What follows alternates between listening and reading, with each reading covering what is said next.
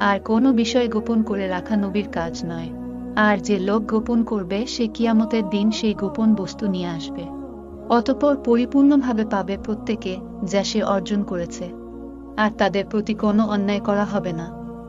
তবে যে ব্যক্তি আল্লাহর সন্তুষ্টি অনুসরণ করে সে কি ওই ব্যক্তির মতো হতে পারে যে আল্লাহর অসন্তুষ্টি নিয়ে ফিরেছে আর যার ঠিকানা হচ্ছে জাহান্নাম, যা অতি নিকৃষ্ট ঠিকানা।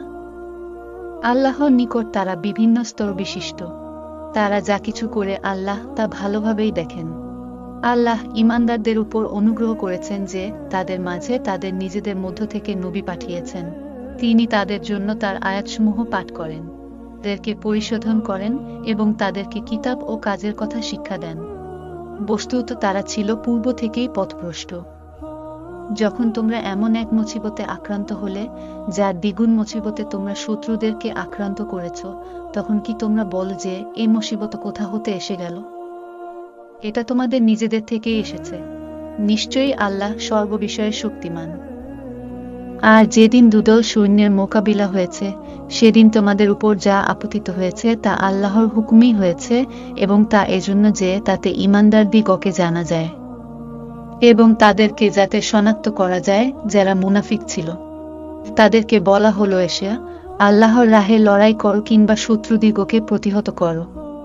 তারা বলেছিল, আমরা যদি জানতাম যে লড়াই হবে তাহলে অবশ্যই তোমাদের সাথে থাকতাম। সেদিন তারা ঈমানের তুলনায় কুফরির কাছাকাছি ছিল, যা তাদের অন্তরে নেই। তারা নিজের মুখে সে কথাই বলে। বস্তুত আল্লাহ ভালোভাবে জানেন তারা যা কিছু গোপন করে থাকে। ওরা হলো যে সব লোক যারা বসে থেকে নিজেদের ভাইদের সম্বন্ধে বলে, যদি তারা আমাদের কথা শুনত তবে নিহত হতো না। তাদেরকে বলে দিন, এবার তোমাদের নিজেদের উপর থেকে মৃত্যুকে সরিয়ে দাও যদি তোমরা সত্যবাদী হয়ে থাকো। আর যারা আল্লাহর রাহে নিহত হয় তাদেরকে তুমি কখনো মৃত মনে করো না, বরং তারা নিজেদের পালনকর্তার নিকট জীবিত ও জীবিকাপ্রাপ্ত। আল্লাহ নিজের অনুগ্রহ থেকে যা দান করেছেন তার প্রেক্ষিতে তারা আনন্দ উদযাপন করছে।